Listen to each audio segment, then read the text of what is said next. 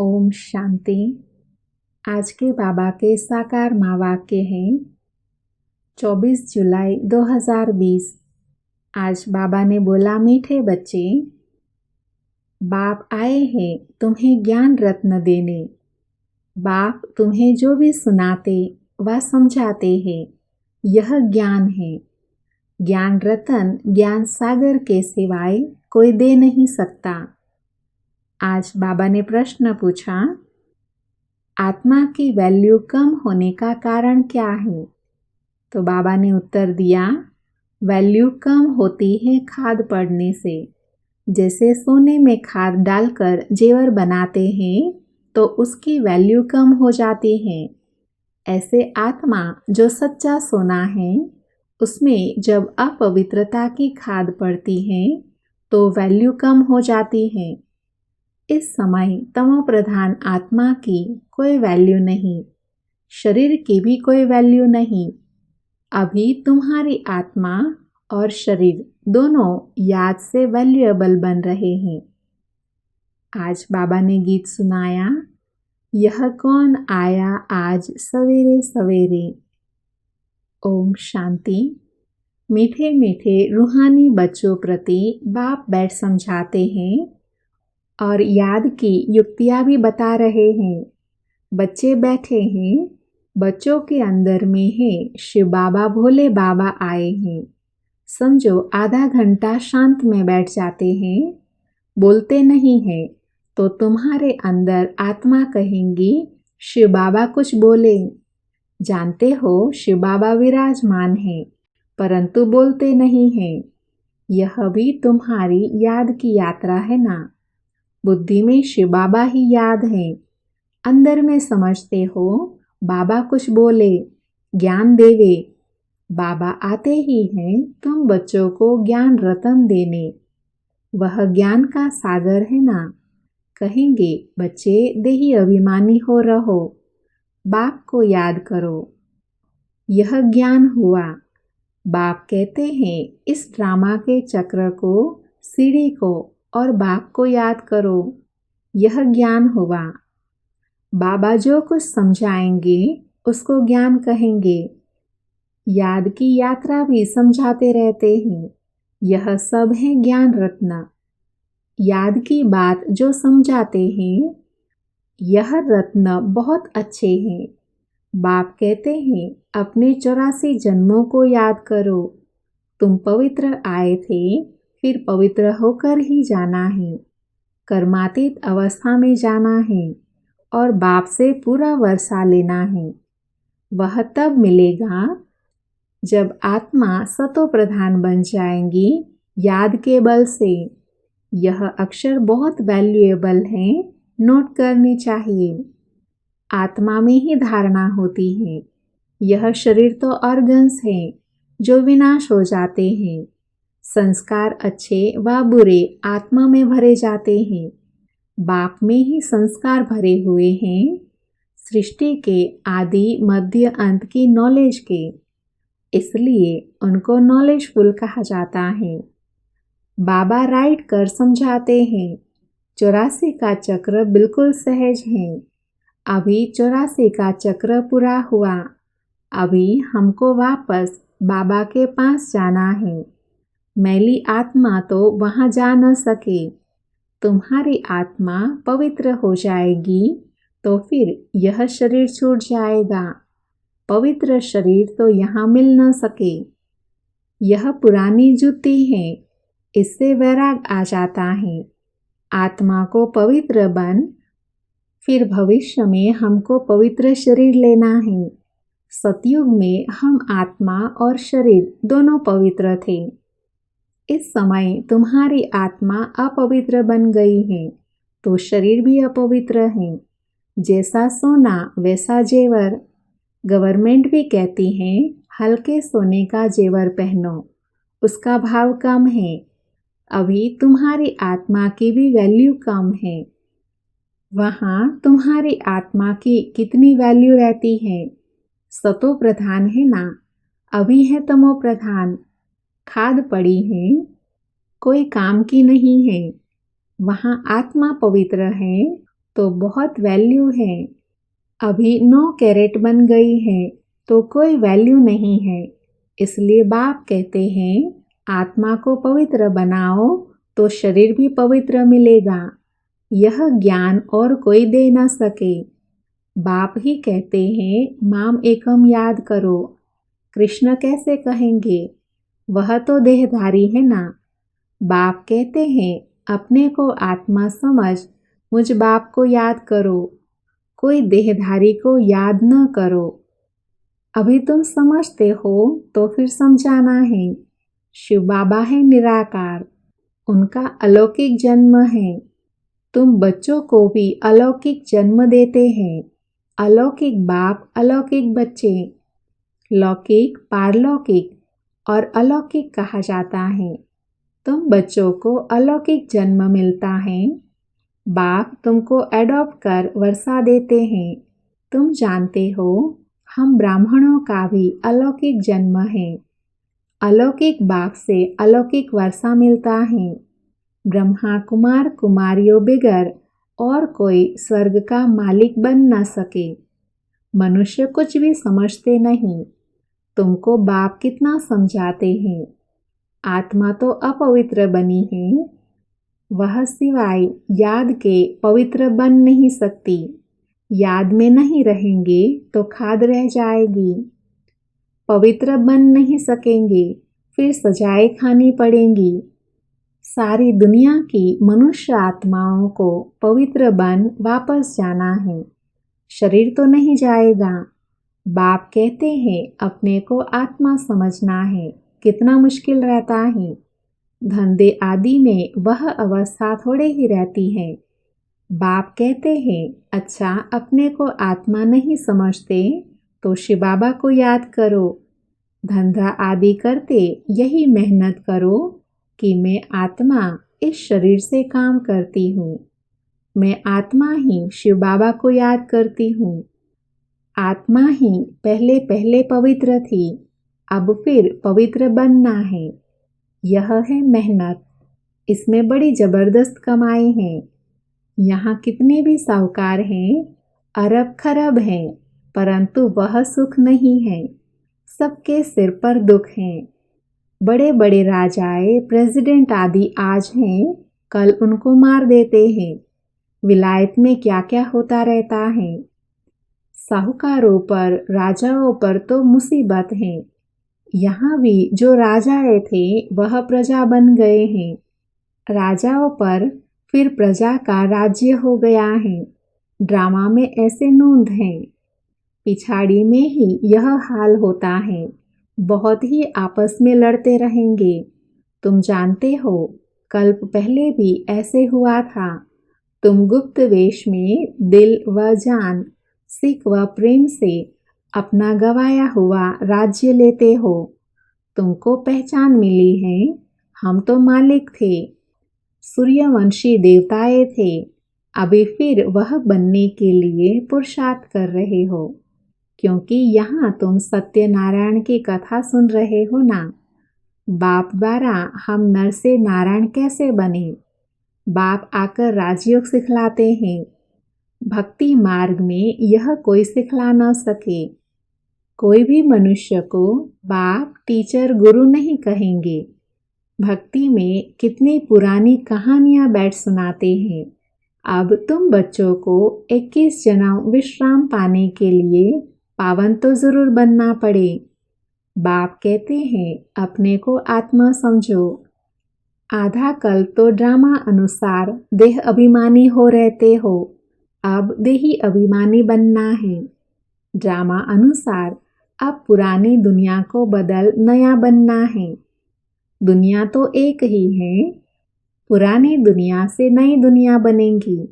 नई दुनिया में नया भारत था तो उसमें देवी देवता थे। कैपिटल भी जानते हो जमुना का कंठा था, जिसको परिस्तान भी कहते थे। वहाँ नेचुरल ब्यूटी रहती है। आत्मा पवित्र बन जाती है तो पवित्र आत्मा को शरीर भी पवित्र मिलता है। बाप कहते हैं मैं आकर तुमको हसीन सो देवी देवता बनाता हूँ। तुम बच्चे अपनी जांच करते रहो, कोई हमारे में अवगुण तो नहीं है। याद में रहते हैं, पढ़ाई भी पढ़नी है। यह है बहुत बड़ी पढ़ाई। एक ही पढ़ाई है, उस पढ़ाई में कितने किताब आदि पढ़ते हैं। यह पढ़ाई है ऊंचते ऊंच, पढ़ाने वाले भी ऊंचते ऊंच शिव बाबा हैं। ऐसे नहीं कि शिव बाबा कोई इस दुनिया का मालिक है। विश्व के मालिक तो तुम बनते हो ना। कितनी नई नई गुह्य बातें तुमको सुनाते रहते हैं। मनुष्य समझते हैं परमात्मा सृष्टि का मालिक है। बाप समझाते हैं, मीठे मीठे बच्चों, मैं सृष्टि का मालिक नहीं हूँ। तुम मालिक बनते हो और फिर राज्य गंवाते हो। फिर बाप आकर विश्व का मालिक बनाते हैं। विश्व इसको ही कहा जाता है। मूल वतन व सूक्ष्म वतन की बात नहीं है। मूल वतन से तुम यहाँ आकर 84 जन्म का चक्र लगाते हो। फिर बाप को आना पड़ता है। अभी फिर तुमको पुरुषार्थ कराता हूँ, वह प्रारब्ध पाने के लिए जो तुमने गंवाई है। हार और जीत का खेल है ना। यह रावण राज्य खलास होना है। बाप कितना सहज रीति समझाते हैं। बाप खुद बैठ पढ़ाते हैं।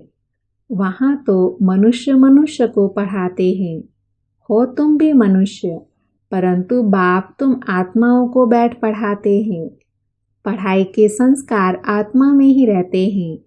अभी तुम बहुत नॉलेजफुल हो। वह सब है भक्ति मार्ग की नॉलेज। कमाई के लिए भी नॉलेज है, शास्त्रों की भी नॉलेज है। यह है रूहानी नॉलेज। तुम्हारी रूह को रूहानी बाप बैठ नॉलेज सुनाते हैं। 5000 वर्ष पहले भी तुमने सुनी थी। सारे मनुष्य सृष्टि भर में ऐसे कभी कोई पढ़ाता नहीं होगा। किसी को भी पता नहीं ईश्वर कैसे पढ़ाते हैं। तुम बच्चे जानते हो, अभी इस पढ़ाई से किंगडम स्थापन हो रही है। जो अच्छी रीति पढ़ते और श्रीमत पर चलते हैं वह हाईएस्ट बनते हैं, और जो बाप की जाय निंदा कराते हैं, हाथ छोड़ जाते हैं, वह प्रजा में जाकर कम पद पाते हैं। बाप तो एक ही पढ़ाई पढ़ाते हैं। पढ़ाई में कितनी मार्जिन है। डीटी किंगडम थी ना।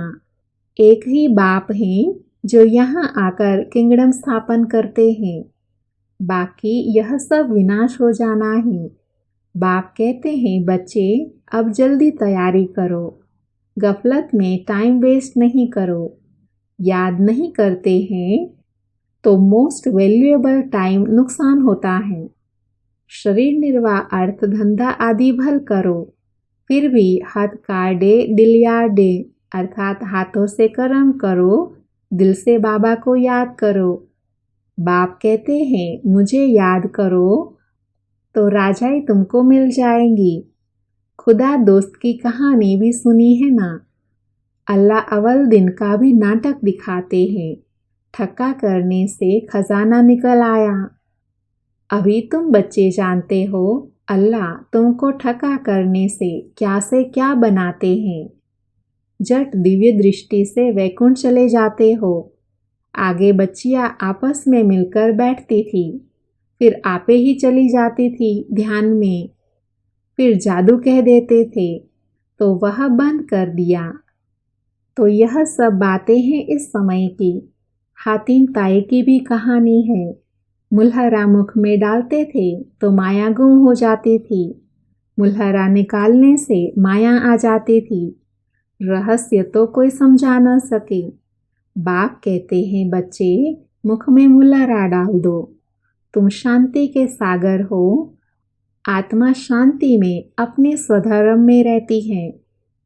सतयुग में भी जानते हैं कि हम आत्मा हैं, बाकी परमात्मा बाप को कोई भी नहीं जानते। कभी भी कोई पूछे, बोलो वहाँ विकार का नाम नहीं है ही वाइसलेस वर्ल्ड। 5 विकार वहाँ होते ही नहीं। देह अभिमान ही नहीं।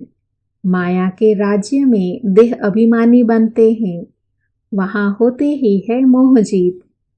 इस पुरानी दुनिया से नष्ट मोहा होना है। वैराग तो उनको आता है जो घर बार छोड़ते हैं। तुमको तो घर बार नहीं छोड़ना है। बाप की याद में रहते यह पुराना शरीर छोड़कर जाना है। सबका हिसाब किताब चुकतू होना है, फिर चले जाएंगे घर। यह कल्प कल्प होता है। तुम्हारी बुद्धि अभी दूर दूर ऊपर जाती है। वो लोग देखते हैं कहाँ तक सागर है, सूर्य चांद में क्या है। आगे समझते थे यह देवताएं हैं। तुम कहते हो यह तो मांडवे की बत्तियां हैं। यहाँ खेल होता है तो वह बत्तियां भी यहाँ हैं। मूल वतन सूक्ष्म वतन में यह होती नहीं। वहाँ खेल ही नहीं। यह अनादि खेल चला आता है। चक्र फिरता रहता है। प्रलय होती नहीं। भारत तो अविनाशी खंड है। इसमें मनुष्य रहते ही हैं। जलमय होती नहीं। पशु पक्षी आदि जो भी हैं सब होंगे। बाकी जो खंड हैं वह सतयुग त्रेता में रहते नहीं। तुमने जो कुछ दिव्य दृष्टि से देखा है वह फिर प्रैक्टिकल में देखेंगे। प्रैक्टिकल में तुम वैकुंठ में जाकर राज्य करेंगे, जिसके लिए पुरुषार्थ करते रहते हो। फिर भी बाबा कहते हैं याद की बड़ी मेहनत है। माया याद करने नहीं देती। बहुत प्यार से बाबा को याद करना है। अज्ञान काल में भी प्यार से बाप की महिमा करते हैं। हमारा फलाना ऐसा था, फलाने मर्तबे वाला था। अभी तुम्हारी बुद्धि में सारा सृष्टि चक्र बैठा हुआ है। सभी धर्मों की नॉलेज है। जैसे वहाँ रूहों का सिजरा है, यहाँ फिर मनुष्य सृष्टि का सिजरा है। ग्रेट ग्रेट ग्रैंडफादर ब्रह्मा है। फिर है तुम्हारी बिरादरी। सृष्टि तो चलती रहती है ना। बाप समझाते हैं बच्चे, नर से नारायण बनना है तो तुम्हारी जो कथनी है वह करनी हो। पहले अपनी अवस्था को देखना है। बाबा हम तो आपसे पूरा वर्षा लेकर ही छोड़ेंगे, तो वह चलन भी चाहिए। यह एक ही पढ़ाई है नर से नारायण बनने की। यह तुमको बाप ही पढ़ाते हैं। राजाओं का राजा तुम ही बनते हो और कोई खंड में होते नहीं। तुम पवित्र राजाएं बनते हो, फिर बिगर लाइट वाले अपवित्र राजाएं पवित्र राजाओं के मंदिर बनाकर पूजा करते हैं। अभी तुम पढ़ रहे हो। स्टूडेंट टीचर को क्यों भूलते हैं? कहते हैं बाबा माया भुला देती हैं। दोष फिर माया पर रख देते हैं। अरे याद तो तुमको करना है। मुख्य टीचर एक ही है, बाकी तो सब है नायब टीचर। बाप को भूल जाते हो, अच्छा टीचर को याद करो। तुमको 3 चांस दिए जाते हैं। एक भूलो तो दूसरे को याद करो। अच्छा, मीठे मीठे सिकेलधे बच्चों प्रति माता पिता बाप दादा का याद प्यार और गुड मॉर्निंग। रूहानी बाप की रूहानी बच्चों को नमस्ते। हम रूहानी बच्चों की रूहानी माता पिता बाप दादा को याद प्यार गुड मॉर्निंग और नमस्ते। आज की मुरली में धारणा के लिए सार है। उसमें पहला है, बाप से पूरा वर्षा लेने के लिए जो कथनी हो वही करनी हो, इसका पुरुषार्थ करना है। मोहजीत बनना है। दूसरा है, सदा याद रहे कि हम शांति के सागर के बच्चे हैं। हमें शांति में रहना है। मुख में मुलारा डाल लेना है। गफलत में अपना टाइम वेस्ट नहीं करना है। आज बाबा ने वरदान दिया, तड़पती हुई आत्माओं को 1 सेकंड में गति सद्गति देने वाले मास्टर दाता भव। वरदान का डिटेल है, जैसे स्थूल सीजन का इंतजाम करते हो, सेवाधारी सामग्री सब तैयार करते हो, जिससे किसी को भी तकलीफ ना हो, समय व्यर्थ न जाए। ऐसे ही अब सर्व आत्माओं की गति सद्गति करने की अंतिम सीजन आने वाली है। तड़पती हुई आत्माओं को क्यू में खड़ा करने का कष्ट नहीं देना है। आते जाए और लेते जाए। इसके लिए एवर रेडी बनो। पुरुषार्थी जीवन में रहने से ऊपर अब दाता की स्थिति में रहो। हर संकल्प, हर सेकंड में मास्टर दाता बनकर के चलो। आज का स्लोगन है, हजूर को बुद्धि में हाजिर रखो तो सर्व प्राप्तियां जी हजूर करेंगी। ओम शांति।